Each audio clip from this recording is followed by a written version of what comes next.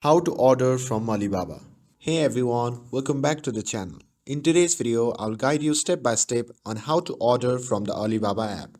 Make sure to watch till the end to get all the details. Now, to get started, open the Alibaba app on your device. And if you don't have the app, you can simply download it from the App Store.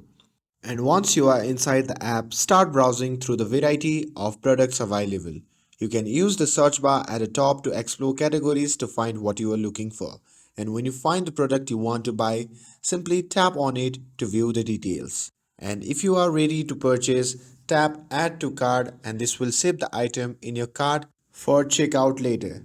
You can add multiple items to your cart by repeating this process for other products as well. Before completing your order, you might want to reach out to the sellers for more information. Tap on Chat Now or Send Inquiry. This allows you to ask questions about the product, shipping options, and any specific request.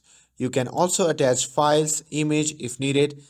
In some cases, you will find a message supplier option, or you may even be able to call the seller directly for quicker communication.